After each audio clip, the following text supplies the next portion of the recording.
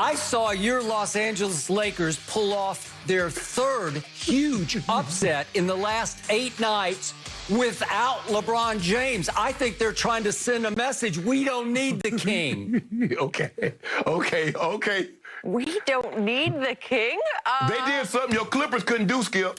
They did something your Clippers couldn't do. Well, we welcome LeBron back tonight for the worst team in pro basketball, the Rockets, who are 3.5 games worse than even the Detroit Pistons. Way to go, LeBron. He just needed another day, just another day to rest up.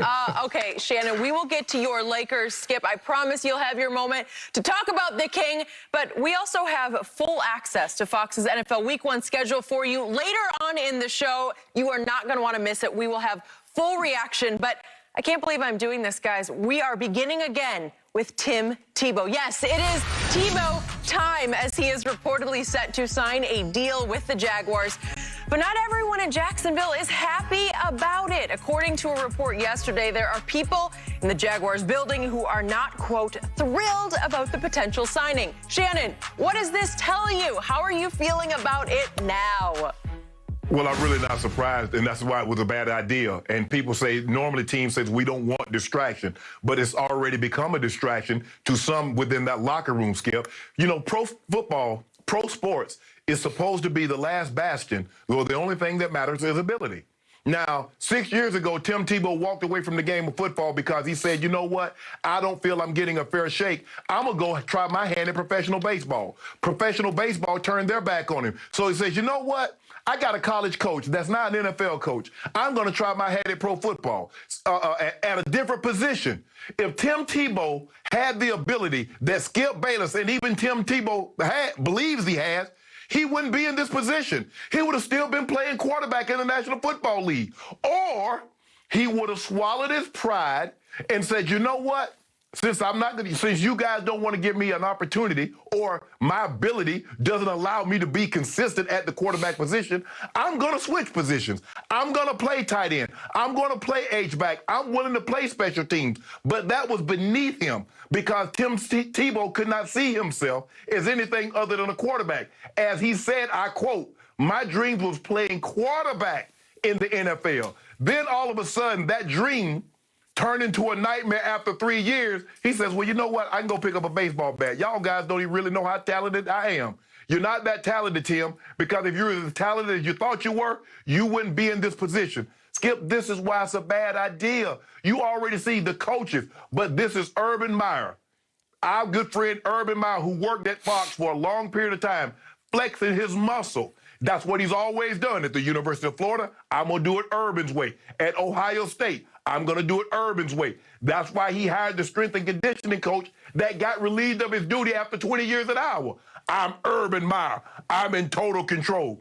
This is the only reason that he gave Tim Tebow an opportunity.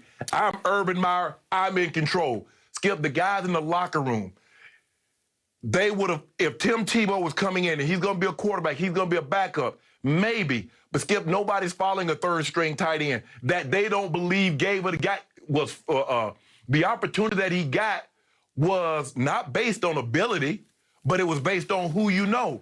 Skip, the thing is for me, I'll be upset because I was a 7th-round tight end. What if Dan Reeves would have given somebody that opportunity that he know, or a friend of a friend? Shannon Sharp misses out. Would they say, well, Shannon, you've been playing special teams?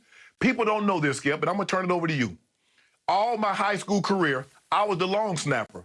Every game of my college career, except the last 8 games of my senior year, Skip, I was the long snapper. Yes, believe that. An All-American wide receiver was the long snapper on the punt team, on PAT and field goals. That's what I did. So I played special teams. So when I got to the NFL as a wide receiver, and they said, well, son, we need you to play some special teams also. Okay, what do you want me to play? Can you be a gunner? Can you get down the field and go tackle the punter? Yep. Can you play an L3, run down the field on kickoffs? Yes. Can you block in the front line? Yes. I did all those things, Skip.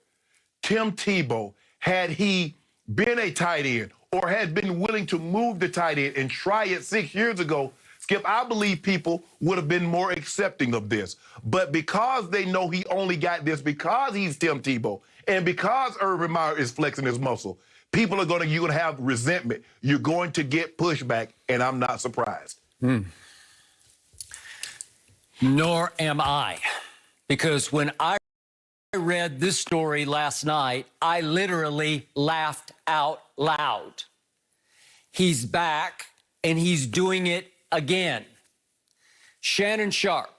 Yes. In all my career, my lengthy career of covering sports, all kinds of sports, from Olympics to golf to hockey to baseball to basketball to your sport, the National Football League, I have never, ever seen anything like the Tim Tebow effect. No. He is simply, improbably, impossibly the most polarizing player we've ever seen in any sport. Yes. And obviously, we have seen players get in huge trouble off the field, off the court. And yet, even though Tim Tebow, to my knowledge, has never been in any kind of trouble, to my knowledge, he's never done anything except wear his religion on his sleeve, but he's never been particularly outspoken. He has worked as hard as he could work to not be controversial.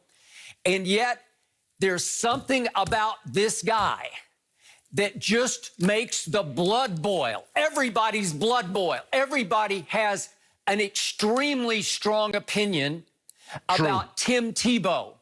And it crosses racial lines.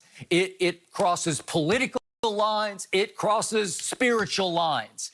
Everybody has an opinion because everybody sees this guy as standing for something that maybe even he doesn't want to stand for. He stands for the far right versus the left, or he stands for the conformist versus the nonconformist in the football context. It's one thing after another with Tim Tebow, and it makes people polarize. They go way over here or they go way over here. And it's not surprising to me. Now, remember, this report's just about the building, the hierarchy, the front office, that there are people inside the building who already are not thrilled with the possibility of bringing in Tim Tebow. What's the number one complaint we've heard back to his Florida days? He's too big of a distraction. It's because there's always media backlash to Tim Tebow. Either you think he can play because he's clutch and he does nothing but win.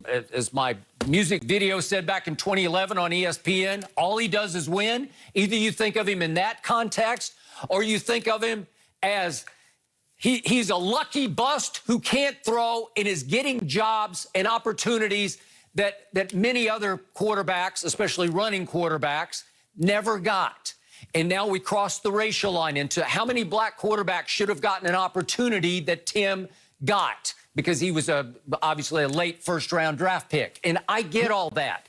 It's so lightning rod. It pushes us way over here. And I'm sure people in that building who did not experience Tim Tebow the way Urban Meyer did at Florida are losing their minds. Like, what are we doing? Urban hasn't coached a single down in the National Football League, and he's going to bring in 33-year-old Tim Tebow and try to make him a quote-unquote tight end. I've told you, I don't think it's tight end at all. I will be shocked, and I'll eat my words right here in this chair if it happens. I don't think you'll see him a single snap lined up at what you would call, as a Hall of Fame tight end, at tight end. I believe he'll be an H-back. It'll be short yardage, goal line situations where he will be the designated scorer for this team. It'll be some read options, some wildcat types, direct snaps occasionally to him, some jump passes off read options to wide open tight ends who can catch the ball. I don't know if Tim can catch it or not. I've never really seen him try to catch it. But the point is that Urban Meyer experienced Tim Tebow at the highest level of college football. And even you said yesterday he's, a top 5 all-time college football player? You definitely can make that argument for him. Yeah, absolutely. Yeah. And I rattled off all the records that he left in the Southeastern Conference, including passing percentage of completions, that he was 67%. That set the all-time SEC record when he left Florida. and he obviously led the whole conference in career rushing touchdowns scored. We can go on and on. He piled up stat after stat. That last